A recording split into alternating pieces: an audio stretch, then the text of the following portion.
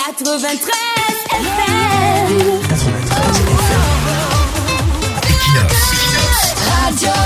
Bonjour, violence d'État et les petites mains très importantes de la dictature. Beaucoup dans le système pensent que la roue ne tournera pas au Cameroun. Comme nous l'avons toujours dit, qu'ils ne se trompent pas, toutes les dictatures finissent par tomber. Qu'ils lisent l'histoire des nations pour mieux saisir notre optimisme, dont le système Paul Biya finira par s'effriter, il finira par tomber comme un château de cartes.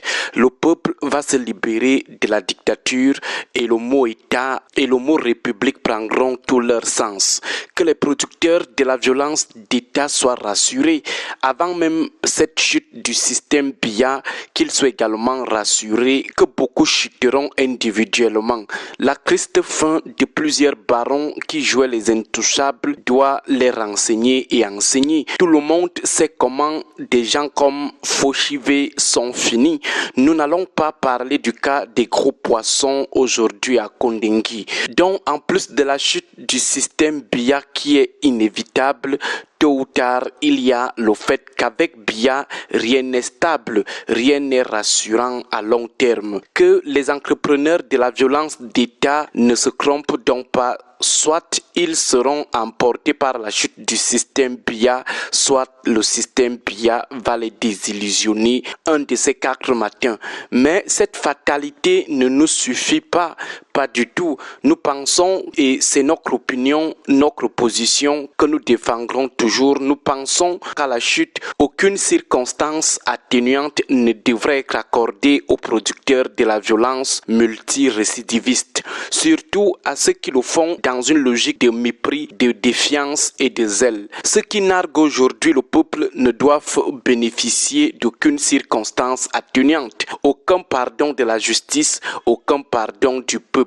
Autrement dit, les détourneurs pourraient même être pardonnés par la justice, par le peuple, mais les zélés pas. Nous reprécisons à notre avis, selon nous, au moment de la chute, nous souhaitons vivement que la justice et le peuple soient sans pitié contre les zélés. Les détourneurs non pédants pourraient même rembourser et être pardonnés, mais les producteurs de la violence d'État, surtout les zélés, nous pensons que personne ne devrait les pardonner. Par conséquent, nous souhaitons que le moment venu, qu'ils payent le prix fort de leur méchanceté méprisante et orgueilleuse à l'endroit de leurs compatriotes. En plus, nous pensons, et c'est toujours notre opinion et notre souhait, nous pensons que ce épris de justice, les organisations qui veulent le bien du Cameroun doivent s'activer dans l'archivage des noms et des actes avec date de tous les zélés producteurs de la violence physique et psychologique contre les compatriotes.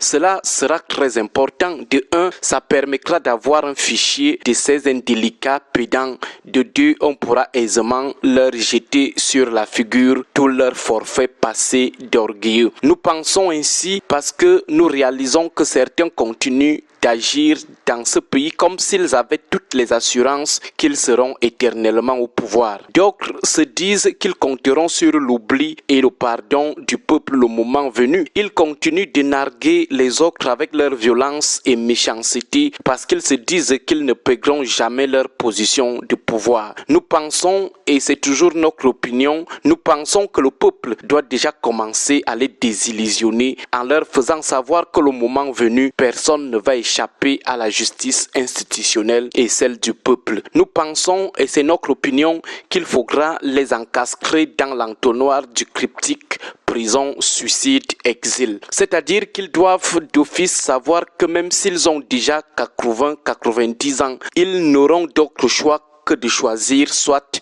la prison, soit le suicide, soit l'exil. Et même l'exil, ça serait un peu compliqué parce que la diaspora qui est aujourd'hui de plus en plus bouillante ne les laissera pas tranquilles avec la justice institutionnelle des pays d'accueil et la justice du peuple. Certains pensent qu'ils vont éternellement se cacher derrière le nom Paul Biya pour commettre continuellement leur forfait, produire la violence d'État contre leurs compatriotes. L'époque est même en train d'être révolue, l'époque où on mettait tout sur Paul Biya.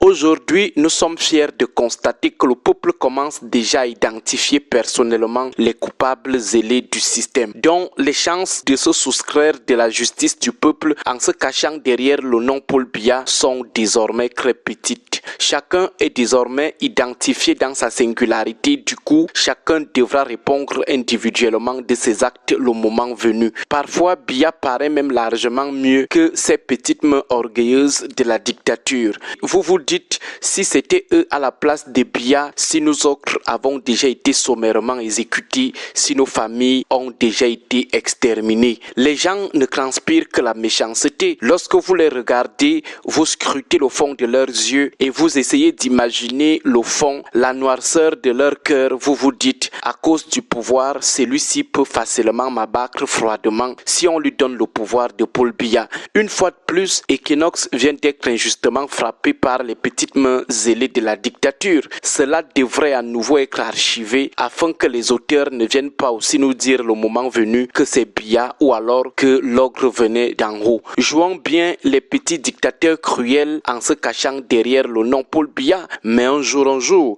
la roue finit toujours par tourner. Bonne chance aux petites mains zélées de la dictature. Que le Seigneur vous accorde longue vie. Courage à Duval, Fangwa et ses Grindin. Le peuple voit, il archive. Bon début de week-end à vous tous. 93 FM. Equinox. Radio.